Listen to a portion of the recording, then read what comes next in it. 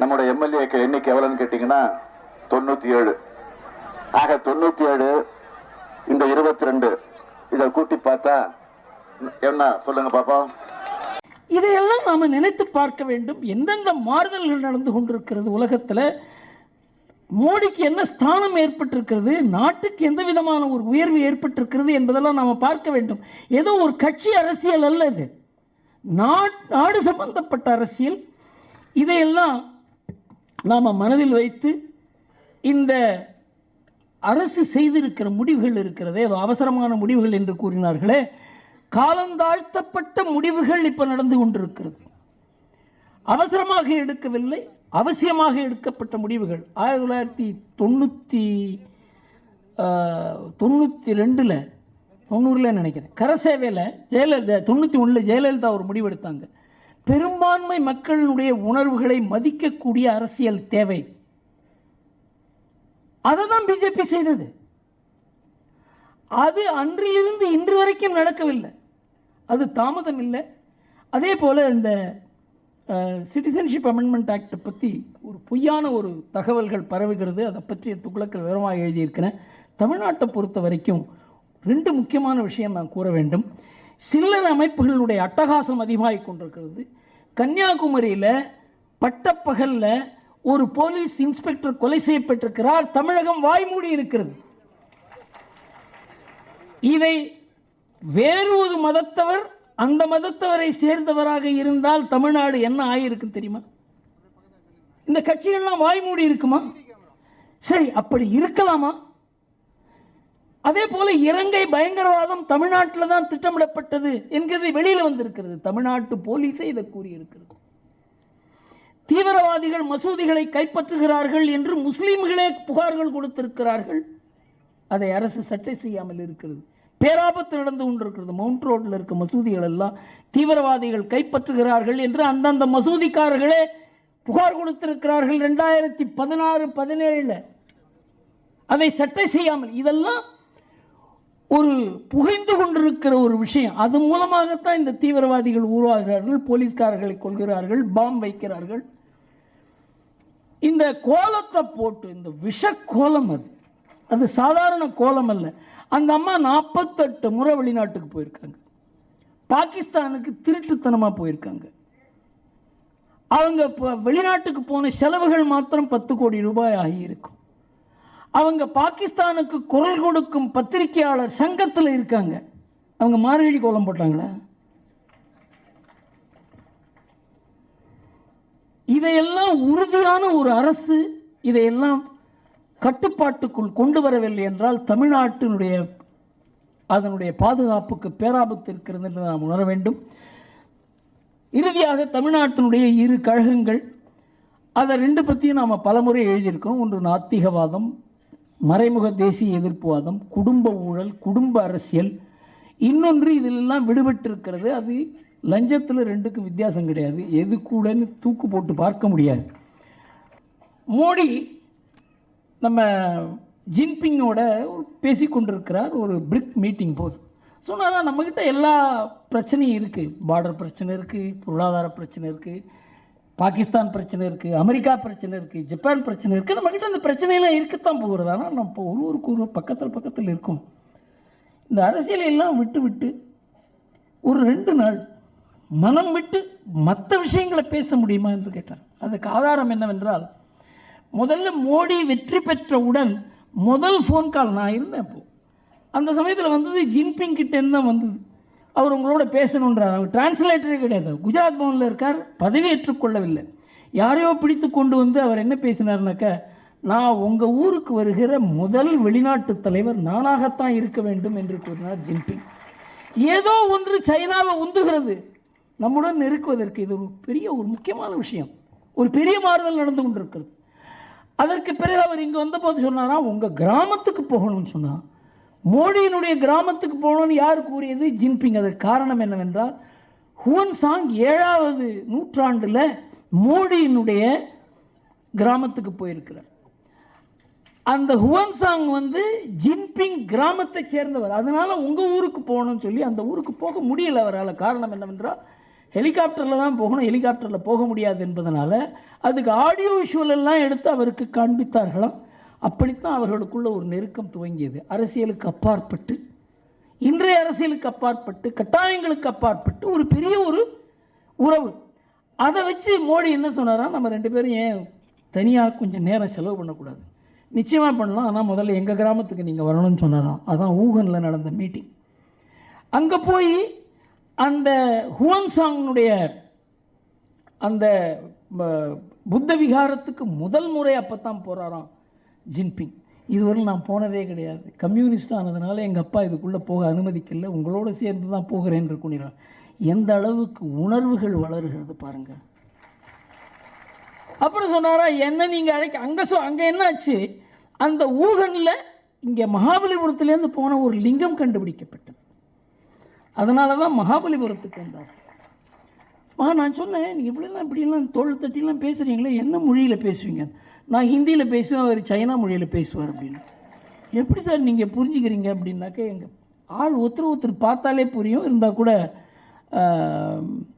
என்னது ப்ளூடூத்தில் டிரான்ஸ்லேட் பண்ணி சொல்லுவாங்க, அது மூலமாக தெரியும். இங்கிலீஷில் பேச மாட்டீங்களா? அவருக்கு தெரியாதான்னு தெரியும், ஆனால் நான் ஹிந்தியில் பேசுவதால் அவருக்கு என் பேரில் மரியாதை என்று கூறினேன். நான் என்ன தேசியவாதி என்று நினைக்கிறார்கள். இங்கேருந்து ஆங்கிலம் பேசுகிறவர்கள் யார் பேர்லேயும் ஜப்பான்லேயோ சீனாவிலேயோ ரஷ்யாவிலேயோ மரியாதை இல்லை என்று கூறினார். நாம் இங்கிலீஷில் பேசுறது ரொம்ப மரியாதை நினைக்கிறோம். அவன் நம்ம நம்ப மாட்டேங்கிறான். என் வெள்ளக்காரனோட ரொம்ப தொடர்பு அதிகம் இருக்கும் போல் இருக்கு, பயப்படுறான். அம்பேத்கருடைய சிலை எப்படி இருக்கும்? ஒரு கையில் புத்தகம், இன்னொரு கையை இப்படி தான் இருக்கும். இந்தியா முழுசும் நீங்கள் எங்கே போனீங்கன்னாலும் அம்பேத்கர் சிலை அப்படிதான் இருக்கும். ஆனால் தமிழகத்தில் மட்டும் ஒரு சின்ன வருத்தம், நமக்கெல்லாம் எல்லா இடத்துலையும் அம்பேத்கர் சிலை கூண்டுக்குள்ள இருப்பது நமக்கான ஒரு வருத்தமாக இருக்கிறது. உண்மையிலேயே அந்த சிலைகள் கூண்டுக்குள்ள இருப்பதற்கு காரணம் அம்பேத்கர் வழியில் நடக்கிறேன் என்று போலியாக நடத்தி கொண்டிருக்கிற அரசியல்வாதிகள் முக்கிய காரணமாக. இங்க பல பிரச்சனைகளாகவே இப்படின்னா தீர்க்கப்படுகிற பிரச்சனைகள் பலவும் தீர்க்கப்படாமல் இருப்பதற்கு காரணம் இங்கு இருக்கிற சில அரசியல்வாதிகள் அவர்களுடைய அரசியல் ஆதாயத்திற்காக அந்த வேலையை அவர்கள் செய்து கொண்டிருக்கிறார். சமூகங்கள் ஒன்றிணைந்து விடக்கூடாது, இந்துக்கள் முக்கியமாக ஒன்றுபட்டு விடக்கூடாது என்பது அவர்களுடைய நோக்கமாக இருந்து கொண்டிருக்கிறது. அதனாலதான் கரெக்டா சபரிமலைக்கு போற நேரத்தில் ஒரு பாட்டை வேணுன்னே போறாங்க, ஐயம் சாரி ஐயப்பா அப்படின்னு சொல்லி. நீங்க ஐயம் சாரி ஏசப்பான்னு பாடினீங்கன்னா எங்களுக்கு பிரச்சனை இல்லை. ஏன்னா நீங்க நம்புகிற கடவுளை பத்தி நீங்க பேசணும். நீங்க நம்பாத இன்னொரு கடவுளை பத்தி நீங்க பேசும்பொழுது அது அடிப்படையிலே தவறு இல்லையா? அந்த இன்னொரு கடவுளை விமர்சிக்கிறது தப்பு இல்லையா? இதுல எப்படி பாருங்க, இதையெல்லாம் தூண்டி விட்டு கொண்டு ஒரு குறிப்பிட்ட மதத்தை தொடர்ந்து அழிப்பேன், ஒழிப்பேன், இதை இல்லாமல் செய்வேன் என்று தொடர்ந்து சொல்லிக்கொண்டு, அப்படிப்பட்டவர்கள் எல்லாம் அண்ணல் அம்பேத்கர் பெயரை சொன்னீர்கள் என்று சொன்னால் அது அண்ணலுக்கு செய்கிற மாபெரும் துரோகம் என்பதை நீங்கள் நினைத்து பார்க்க வேண்டும். இன்னொரு விஷயம், இது ஒரு சின்ன ஒரு விளக்கத்தை சொல்லிட்டு அண்ணல் அம்பேத்கருடைய சிலை விஷயத்துக்கு வரேன்.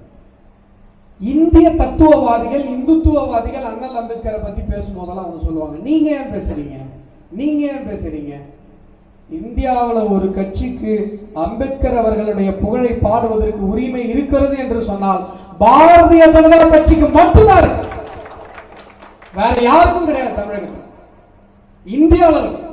ஏன் அப்படின்னு சொன்னா, காங்கிரஸ் கட்சியினால் அம்பேத்கர் அவர்கள் வஞ்சிக்கப்பட்ட போது கம்யூனிஸ்டும் காங்கிரஸும் ஓட்டு கேட்கிறாங்க, நீ யாருக்கு வேணா போடு, அம்பேத்கருக்கு ஓட்டு போடாது. அந்த நேரத்தில் அவரை எம்பி ஆக்கி அழகு பார்த்தது எங்களுடைய ஜனசங்கம். அம்பேத்கர் காங்கிரஸ் அரசவையில் இருந்து அமைச்சரவையில் இருந்து வெளில வர, ஏன் வெளில வந்தா அவர் ஒரு லெட்டர் எழுதுறாரு நாட்டு மக்களுக்கு. அந்த லெட்டரை அம்பேத்கர் அண்ட் மோடி அப்படின்னு சொல்லி ஒரு புத்தகம் வந்தது. அந்த புத்தகத்தினுடைய முகப்புரை இளையராஜா இசைஞானி எழுதியிருக்கிறார். அந்த புத்தகத்துல அம்பேத்கர் ஏன் அமைச்சரவையிலிருந்து வெளில வந்தேன்னு மனம் நொந்து பேசின அந்த கடிதம் இருக்கிறது. அதை நீங்க தயவு செய்து நீங்க வந்து எல்லோரும் தேடி படிங்க. எவ்வளவு வேதனைப்பட்டிருக்கிறார் அந்த மனுஷன் நேருடைய அமைச்சரவையில் அப்படிங்கிறது அந்த கடிதத்தின் ஒவ்வொரு வரிகளிலும் நமக்கு தெரியும். அவ்வளவு அந்த மனிதருடைய அந்த திறமையை பயன்படுத்தாமல் அவரை அவமானப்படுத்தி இருக்கிறார். அவர் பொருளாதாரத்துறை கேட்டிருக்கிறார், எனக்கு பொருளாதாரம் சேர்த்து கொடுங்க. ஏன்னா அவர் ஒரு பொருளாதார மேதை. அவர் ஒரு பொருளாதார மேதை என்பது முழுமையாக மறைக்கப்பட்டு விட்டது. நீர்வழி மேலாண்மைக்கு அண்ணல் அம்பேத்கர் கொடுத்தது மிகப்பெரிய ஒரு தொலைநோக்கு திட்டம், அது முழுமையாக மறைக்கப்பட்டது. அவர் ஒரு பொருளாதார மேதை என்பதை நினைவில் கொள்ள வேண்டும் இந்த மக்கள் என்பதற்காக நரேந்திர மோடி அவர்கள் ஒரு மிகப்பெரிய ஒரு விஷயத்தை செஞ்சார். நம்ம இப்ப யூபிஐ பயன்படுத்துறோம் இல்லையா, BHIM app, united payment interface, PhonePe, GPay, உலகத்தினுடைய ரியல் டைம் டிரான்சாக்சன்ல இன்றைக்கு உலகத்தின் முதல் தேசமாக நம்முடைய தேசம் இருந்து கொண்டிருக்கிறது. ஜெர்மனியிலிருந்து வெளியுறவுத்துறை அமைச்சர் வரார், காய்கறி கடையில ஜிபே பாக்குறாரு. காய்கறி கடையில, சாலையோர கடையில ஜிபேவா? அதை ஜிபே பண்ணிட்டு வீடியோ போடுறாரு. யாரு? ஜெர்மனியுடைய வெளியுறவுத்துறை அமைச்சர். அமெரிக்கா கேக்குது கூகுள் நிறுவனத்துக்கு, எப்பா நம்ம பொருளாதாரம் இருக்க காலி ஆகிட்டே போயிட்டு இருக்குது, என்ன வழி, எல்லாம் ஆலோசனை சொல்லுங்க. கூகுள் நிறுவனம் சொல்லுகிறது, இந்தியாவில் இருப்பது போன்று யுனைடெட் பேமெண்ட் இன்டர்ஃபேஸ் யூபிஐ நடைமுறையை அமெரிக்க அரசு கொண்டு வர வேண்டும், அப்பொழுதுதான் நம்முடைய பொருளாதாரத்தை காப்பாற்ற முடியும். அமெரிக்காக்காரன பாரு, அமெரிக்காக்காரன போரு நம்ம சொன்னது போய் அமெரிக்காக்காரன் இந்தியாவை பாருன்னு சொல்லக்கூடிய ஒரு காலகட்டத்தை நரேந்திர மோடி அவர்கள் உருவாக்கியிருக்கிறார். அப்பேற்பட்ட யுனைடெட் பேமெண்ட் இன்டர்ஃபேஸ்ல ஒரு ஆப் டெவலப் பண்றாரு. அந்த ஆப்புக்கு நரேந்திர மோடி வைத்த பெயர் பீம் ஆப். ஏன் பீம்னு வச்சீங்க? ஏன் பீம்னு வச்சீங்க? அண்ணல் அம்பேத்கர் அவர்களது நினைவாக நான் பீம்னு வச்சேன். ஏன்னு சொன்னா அவர் ஒரு பொருளாதார மேதை என்பதை இந்த காங்கிரஸ் மறக்கடித்து விட்டது. அதை ஞாபகப்படுத்தணும் நாங்க வச்சேன். இப்ப நம்ம பேசணும் இல்லையா, இந்தியா முழுசும் அம்பேத்கர் சிலைகள் ஒரே மாதிரி தான் இருக்கும். ஒரு கையில கான்ஸ்டிடியூஷன் புக்கை வச்சுட்டு டெல்லியில அம்பேத்கர் மையம் அமைக்கிறார் நரேந்திர மோடி. அந்த மையத்துல, மையம்னா சாதாரணமானது கிடையாது. நீங்க போய் இங்க பாருங்க, இந்த கிரீன்வேஸ் ரோட்ல இருக்கும். கிரீன்வேஸ் ரோட்ல அம்பேத்கர் சென்டர் இருக்கும். அம்பேத்கர் அவருடைய பிறந்தநாள் வந்தால் தான் பெருக்கவே செய்வாங்க. ஆனால் டெல்லி போயிட்டு நீங்க அம்பேத்கர் மையம் நரேந்திர மோடி அவர்கள் கட்டி கொடுத்தது எப்படி இருக்குன்னு பாருங்க. அவ்வளோ பிரம்மாண்டமான ஒரு கட்டிடம், ஒரு மையம். அதுல அம்பேத்கருக்கு செல்ல வைக்கிறார் நரேந்திர மோடி. வழக்கமா வைக்கிற மாதிரி வைக்கல, ஒரு சேர்ல கம்பீரமாக கால் மேல கால் தூக்கி போட்டுட்டு அம்பேத்கர் அவர்கள் உட்கார்ற மாதிரி ஒரு சேர். பட்டியல் சமூக பெருமக்களுடைய பிரதிநிதித்துவத்தின் அதிகாரம் அளித்தனுடைய அடையாளமாக அந்த சிலையை நரேந்திர மோடி அவர்கள் வைக்கிறார். நீங்க யோசிச்சு பாருங்க, இதெல்லாம் ஓட்டுக்காக செய்ய முடியுமா? இதை சொல்லி நாங்க அட்லீஸ்ட் ஓட்டாவது கேட்டோமா? நமக்கே பல பேருக்கு இப்பதான் தெரியும். அதான உங்க மைண்ட் வாய்ஸ். ஓட்டுக்காக அல்ல, சிந்தனை, ரத்தம், சதை எல்லாத்திலையும் எல்லோருக்கும் அதிகாரம் அளித்தலை பரவலாக்க வேண்டும் என்கிற தீண்டாமை ஒழிப்பு என்பதை தன்னுடைய அடிப்படை கொள்கையாக வைத்திருக்கிற ஒரு மனிதனால் மட்டும்தான் இதை செய்ய முடியும். அதுதான் ஆர்எஸ்எஸ், அதுதான் இந்திய தத்துவம், அதுதான் பிஜேபி, அதுதான் உலக தலைவன் நரேந்திர மோடி.